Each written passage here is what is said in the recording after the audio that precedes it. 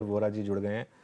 अमीर जी good good morning. आपसे actually मैंने लास्ट फ्राइडे को बात की थी, लेकिन तब मैं CNBC TV 18 पर था। अभी मैं आपसे अपने हिंदी दर्शकों के लिए बात कर रहा हूं। तो बताइए, मार्केट पर इस समय आपका क्या नज़रिया है? एक एज अ डोमेस्टिक DII आप इस मार्केट में बाय कर रहे हैं या फिर प्रॉफिट बुक कर रहे हैं?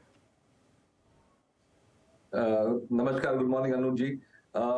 मार्केट में अभी व्यू मैं न्यूट्रल कहूंगा, क्योंकि जो डोमेस्टिक इकोनॉमी है उसमें रिवाइवल्स के अच्छे साइन है, ग्रोथ के अच्छे सिग्नल्स हैं। लेकिन अभी भी जो ग्लोबल सेंटीमेंट है वो अभी भी थोड़ा वीक है, क्योंकि लिक्विडिटी, इंटरेस्ट रेट्स, इन्फ्लेशन के जो कंसर्न्स हैं वो अभी भी ग्लोबल लेवल पे जारी है। सो मेरे ख्याल से एक वेट एंड वॉच जैसा माहौल कह सकते हैं। ना हम ज्यादा बाइंग कर रहे हैं, ना ज्यादा सेलिंग कर रहे हैं।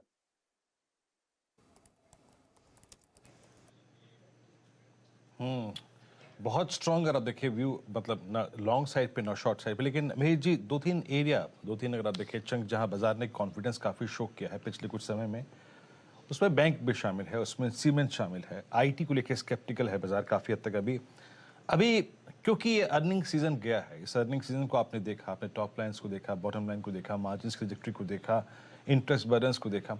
अभी आपका कॉन्फिडेंस स्पेशली इस अर्निंग सीजन को देखने के बाद, और क्या है एक दो स्पेस जहां पे आपको लगता है कि 6 महीने में या फिर साल भर में पैसा बन सकता है? बिल्कुल, जो सबसे स्ट्रॉन्ग अर्निंग्स आई है वो अभी तक फाइनेंशियल्स की आई है, खास करके बैंकिंग की। प्राइवेट सेक्टर बैंक्स और पब्लिक सेक्टर बैंक्स दोनों के रिजल्ट्स अच्छे आए हैं।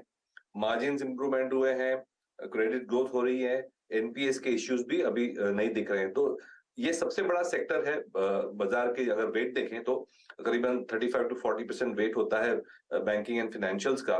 तो इसमें अगर स्ट्रेंथ रहती है तो बाजार को ओवरऑल अच्छी अर्निंग्स सपोर्ट मिलती है।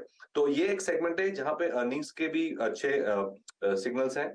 और वैल्यूएशन जो है वो अभी भी पैंडेमिक के पहले जो वैल्यूएशन थे उससे उससे उससे थोड़े कम है। तो एक सेक्टर अगर जो मार्केट को ऊपर खींच सकता है वो डेफिनेटली बैंकिंग सेक्टर है। दूसरा जो सेक्टर है वो जो overall infrastructure, capital goods, construction and investments जो बोलते हैं, private sector and public sector investments, उसमें ये सारी कंपनीज आ जाती हैं जहां पे ईपीसी होती है, जहां पे कैपिटल गुड्स मैन्युफैक्चरिंग होते हैं, जो मैन्युफैक्चरिंग और इंफ्रास्ट्रक्चर को सपोर्ट करती है। ये सारी सेगमेंट्स में भी मुझे काफी बुलिशनेस दिखाई दे रही है। प्राइवेट सेक्टर का सेंटिमेंट इंप्रूव हो रहा है, गवर्नमेंट स्पेंडिंग भी जारी है, और डिफेंस में भी काफी सारी इंडिजिनाइजेशन की बात हो रही है। प्लस जो जिस तरह से पीएलआई स्कीम्स गवर्नमेंट ने इंट्रोड्यूस की है, तो मुझे लगता है कि इन्वेस्टमेंट का अच्छा दौर आ सकता है नेक्स्ट 3 से 5 साल तक। तो ये सेगमेंट में भी मुझे अच्छी बुलिशनेस दिख रही है।